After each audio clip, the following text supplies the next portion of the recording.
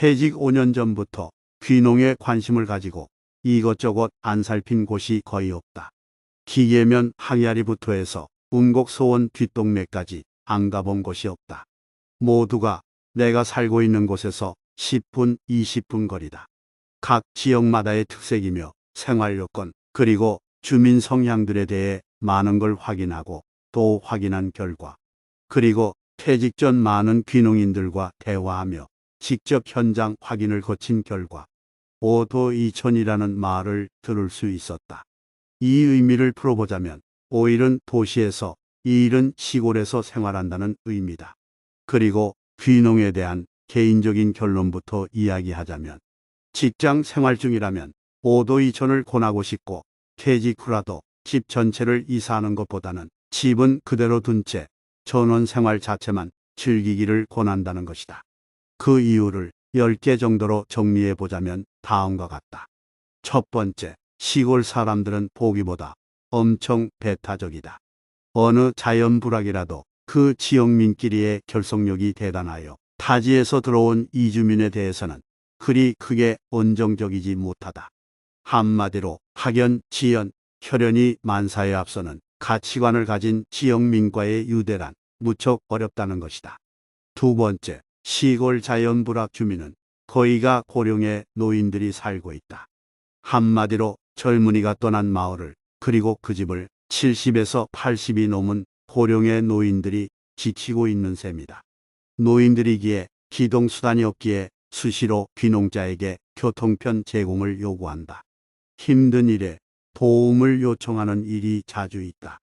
10번 하다가 한 번 빠진다면 남의 동네에 들어와 사는 젊은이 운운하며 원성의 대상이 된다. 세 번째, 찬조 요구가 자주 있다.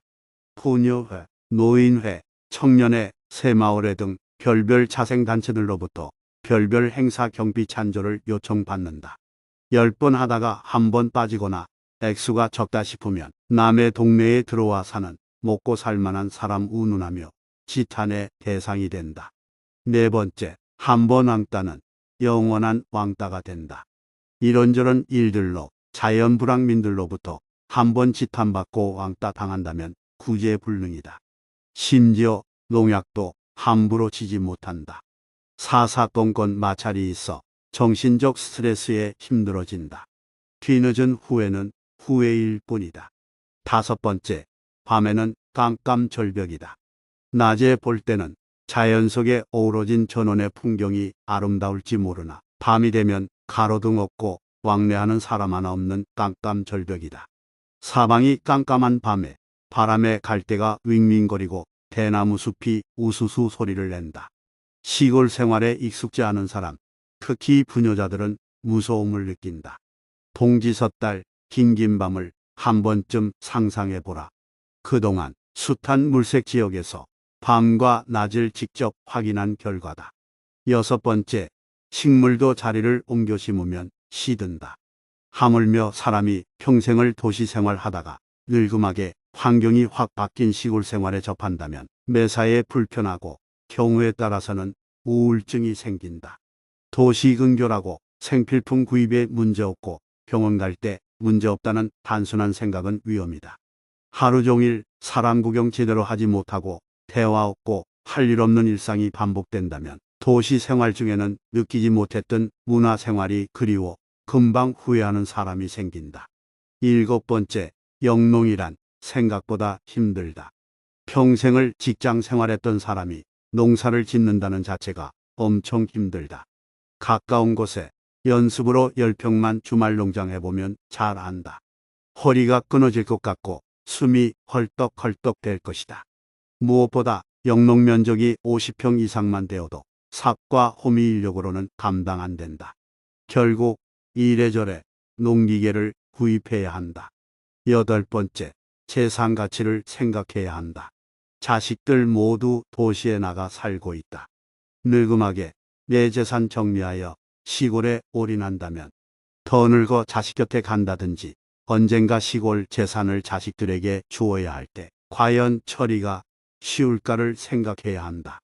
경우에 따라서는 필요할 때 현금화 처리가 쉽지 않고 평생 강제적으로 돈이 묶이는 상황이 올 수 있다. 나이가 들수록 가지고 있는 재산의 처리, 쉽게 말하면 현금화가 쉬워야 한다. 자산의 유동화가 쉽고 간편해야 한다는 것이다. 아홉 번째, 가까웠던 사람이 점점 멀어진다. 전원생활 처음 시작되는 자식들도 자주 오고 집안이며 친구들도 삼겹살 사들고 자주 온다. 나무근을 평상에 둘러앉아 삼겹살 구워 소주 한 잔 나누는 시간이 마냥 행복하고 바로 이게 인생이구나를 느낄 수 있으나 시간이 가고 날이 갈수록 점점 외로워진다. 한두 번 찾아오던 사람이 점점 발길을 끊는다. 자식도 멀어진다는데 바쁜 사람들이 뭐하러 시골 구석에 자주 올 것인가. 밖에 사람이 찾아오지 않듯 자신도 나가는 일이 드물어 이래저래 지인과 멀어지곤 한다.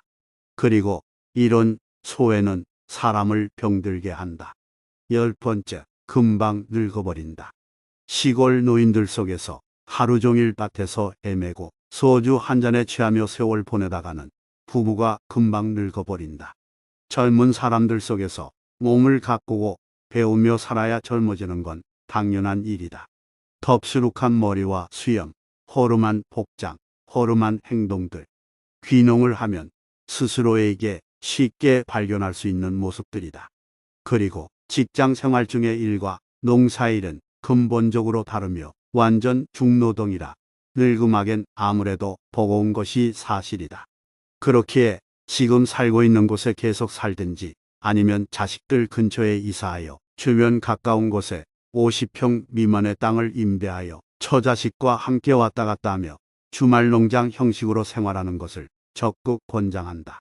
지금은 자식들이 있는 도시로 이사를 하여 주변에 손바닥만한 땅에 주말 농장 형식으로 재미를 붙이며 살고 있다. 한마디로 말해 개인 생활 충분히 즐기며 소일거리 혹은 취미생활 정도로 주말 농장을 하고 있는 것이다. 손바닥만한 주말 농장에서 얻은 야채며 과일들만 해도 자식들과 함께 나누어 먹기 충분하고 김장 걱정 안 하며 살 수 있다. 귀농은 생각보다 힘들다. 깊이 생각하고 결정해야 한다. 노후에 후회 없는 생활에 조금이나마 도움이 되기를 바란다. 명절을 앞둔 일요일 새벽, 추적추적 비가 내린다. 제법 크게 귓전에 들려와 이른 잠을 깨운다. 어느 한순간부터 경기는 얼어붙었다. 부동산 경기가 얼마나 좋으냐에 따라 우리 서민들 생활도 들쭉날쭉한다. 도시 생활에 지쳐 시골살이를 계획하는 햇병아리 귀촌자에게는 그래도 생전 경험해보지 못한 이것이 언제나 로망이다. 귀농 귀촌, 이 역시 한때의 유행처럼 스쳐 지나가는 것일까. 벌써 제주도는 귀농 귀촌이 시들해졌다고 하는데 말이다. 한때는 제주살이 열풍으로 너도 나도 제주도로 이주하는 것이 유행이었는데 어쩌다 이렇게 변해버린 것일까. 제주도는 10년 만에 유입인구가 무려 10분의 1로 줄었다고 한다. 그렇다면 우리가 사는 시골은 어떨까? 제주도와 별반 차이는 없는 것 같다. 날이 갈수록 인구는 줄어들고 있다. 유입인구가 조금 늘었던 그때도 사실은 우리 시골 인구는 점점 줄었다. 이제 인구 소멸은 도시나 시골이나 할 것 없이 고민거리다. 요즘 들어 부쩍 시골 인구가 줄어드는 것 중 가장 큰 이유가 부동산 경기 탓일 수도 있다. 여유 자금이 충분한 가정이라면 시골로 이주하는 것이 별 문제가 없겠지만 살고 있는 집을 줄이거나 팔아야 할 사람들에겐 어려운 문제다. 지금 우리 모두는 팔리지 않는 집을 붙잡고 벼랑 끝을 걷는 심정일 것이다. 시골 역시 마찬가지다. 시골 부동산 매물 중 특히 사과 과수원 매물 대부분은 귀농을 택해서 오셨던 분들 것이다. 한때는 부푼 꿈을 안고 시골로 이주한 분들이 왜 돌아서는 것일까? 가끔 만나 차 한잔 나누거나 식사를 함께하는 후배가 어느 날 한탄스런 한숨을 내쉬면서 속을 내보인다. 고된 노동과 마이너스 수입, 그리고 해를 거듭해도 수입은 현상 유지 아닌 마이너스.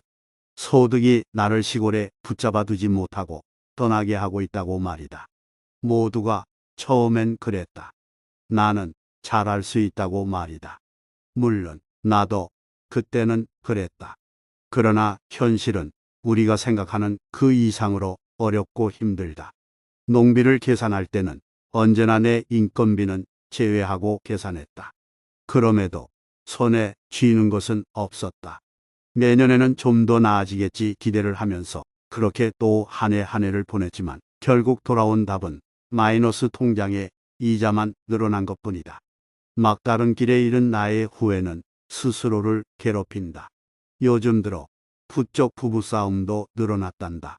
시골살이 처음 시작할 때는 수십 킬로 떨어진 영화관도 종종 갔었는데 말이다. 어느 순간 생각해보니 그때가 언제였는지 생각도 나지 않는단다. 손에 절대 흙 묻히지 않게 해주고 예쁘게 집을 짓고 잔디밭을 만들어 평생 정원만 가꾸게 해주겠다는 약속은 이미 깨졌지만 그건 역시 언제부터 그렇게 되었는지 사실 기억조차 못한다. 한 해 한 해 나이는 먹어가고 육체적 체력은 떨어지는데 얻어지는 소득은 날이 갈수록 쥐뿔도 없으니 깊이 생각했단다. 더 늦기 전에 떠나자고 말이다. 그러나 막상 떠나자고 했지만 이제는 얼어붙은 부동산 경기에 발목 잡혀 계획했던 시기를 점점 놓치고 있단다. 중개업소 몇 군데 들려 매물로 내놓아 보았지만 오는 사람들마다 왜 팔려고 하느냐는 그 이야기만 궁금해할 뿐 계약하자는 사람은 없단다. 2천여 평의 땅을 사고 집을 짓고 과일 나무를 심고 하면서 초기 투자에 너무 많은 농비를 쓴 것을 후회하고 또 후회했단다. 그때 들어간 비용과 물가 상승률을 따지고 주변 거래 시세를 생각해 부른 것이 매물이 빨리 팔리지 않는 이유는 아닌지 고민 끝에 과감하게 3천만 원을 내려도 보았다. 하지만 여전히 찾는 발걸음은 날이 갈수록 줄어들어 나날이 초조해지고 있단다. 지금 내가 사는 농촌 현실은 이렇게 어렵다. 계속해서 농사를 짓겠다는 사람보다 기회가 되면 떠나겠다는 사람이 더 많다. 이미 지난해 옆 동네에 살던 지인 두 사람은 떠나갔다. 전화번호까지 바꾸고 어디로 가셨는지 소식조차 알 길이 없다. 도시보다 비싼 물가와 유류비 그리고 난방비가 내 시골살이 발목을 잡을 수도 있다. 얻어지는 소득보다 소비해야 할 지출이 많은 것이 시골살이다. 아무런 생각 없이 그냥 시골이 좋아 결정한다면 오래지 않아 내 후배와 비슷한 상황에 이른다. 달콤한 사탕 발림에 넘어가지 말아야 한다. 무슨 보조금이니 저리 융자금이니 심지어 내 돈 한 푼 없어도 3억까지 토지 사는데 빌려준다고 덥석덥석 받아 쓰다간 결국 남는 것은 빚밖에 없다. 그리고 손쉽게 얻어지는 작물 또한 없다. 거름 주고 가꾸고 풀매고 물 주며 항상 일기예보는 귀에 달고 살아야 한다. 옛말의 땅은 우리를 속이지 않는다고 했다. 하지만 농산물 시세는 늘 우리를 들었다 놓았다 한다. 벌써부터 꽁꽁 얼어붙은 대지에 걸음을 펴고 과일나무 가지치기는 시작되었다. 올해는 조금 이른 남녘의 봄 소식이 전해온다. 귀농, 결코 쉽지 않은 일이다. 정신 바짝 차리고 다시 한번 크게 심호흡을 하고 계획을 바로 잡기를 나는 바란다. 귀농이란 단어를 인터넷으로 검색하면 엄청난 정보와 개인들의 귀농 경험 이야기로 가득하다. 사실 IMF 시절 그때까지만 해도 우리는 먹고 살기 힘들면 시골 내려가 농사나 지치와 같은 말들을 농담 삼아 쉽게 하곤 했다. 그러나 얼마 후 귀농 귀촌 열풍이 불기 시작하면서 지금은 농담 삼아서도 그런 말들을 잘 하지 않는다. 그만큼 농사가 얼마나 힘들고 어려운지 각종 인터넷 카페나 언론 보도로 충분히 들었기 때문이다. 귀농. 결론부터 말하면 돈이 있어야 성공할 수 있다. 충분한 자금력이 없으면 그저 자신이 일한 일당벌이만큼의 소득도 힘들다. 부모님이 농촌에 거주하고 땅이 있어 귀농하는 것과 아무런 연고도 계획도 자금력도 넉넉하지 않은 상태에서의 막연한 귀농은 제일 먼저 실패하는 원인이 될 것이다. 지금의 농업은 자금력과 경쟁력, 그리고 남들보다 빠른 정보를 잘 갖추어야만 살아남을 수 있다. 우리 농촌은 도시에서 생각하는 것처럼 여유가 있는 곳이 아니다. 농부를 직업으로 선택했다면 더욱더 치열한 경쟁 속에 살아야 한다는 삶에 대한 각오가 있어야 한다. 농촌으로 귀농하였다고 환영하는 사람도 없고 시골 인심 따위는 기대하지도 말아야 한다. 오히려 도시 인심보다 못한 것이 시골 인심이라고 후회하는 사람들이 더 많다는 것 또한 잊지 말아야 한다. 또 정부에서 귀농자에게 각종 지원을 한다고 귀농정보지에 알리고 있지만 은행 융자 지원뿐이다. 이자를 갚지 못하면 곧바로 압류만 있을 뿐이다. 그리고 빈집 수리비로 500만 원을 지원해 주고 있다. 그러나 보일러와 내부 수리 약값만 해도 턱도 없이 모자라는 금액이다. 또한 귀농정착금 지원도 한다고 하지만 실상은 받기가 참 까다롭고 힘들다. 산촌이나 농촌에는 노는 땅이 많다. 그만큼 농사가 어렵고 타산이 맞지 않아 포기하는 농토가 늘어만 간다. 보통의 생각으론 그런 땅 얻어붙이면 되지 않을까 얘기하지만 천만의 말씀이다. 고령의 노인들도 많지만 아직 농촌에는 50대, 60대가 많다. 이 사람들은 수십 년의 농사 경험과 각종 장비로 무장되어 논 농사 몇만 평은 기본이고 밭농사 역시 돈이 될 만한 토지는 토지를 얻어 인부를 사서 대규모 농사로 경쟁하고 있다. 그러니 이런 완전 무장하고 노련한 농부들과 경쟁이 되질 않으니 특수작물이나 친환경 농작물로 눈을 돌려 승부수를 띄울 수밖에 없다. 보통의 특수작물은 그에 따른 시설이 필요하다. 그 시설비가 또한 만만치 않다. 웬만한 하우스 하나 짓는데 수천만 원이 넘는다.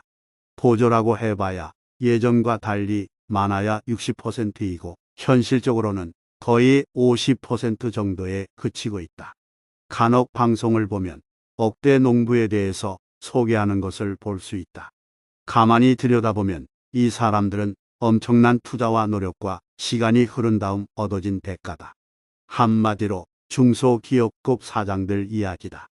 대부분의 억대 농부들은 초기 투자비로 적게는 3억에서 5억 정도로 시작하고 있다. 보통의 농부들은 꿈도 꾸지 못하는 자금이다. 이렇게 성공한 사람들의 경험을 따라서 한다고 성공할 수 있을까?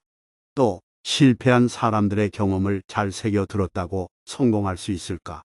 앞으로의 귀농은 이보다 더 치열하고 자금력이 있어야 할 것이다. 점점 정년이 빨라지고 있는 회사원들이 제2의 선택으로 농사를 선택한다면 충분한 공부와 현장 실습을 주문하고 싶다.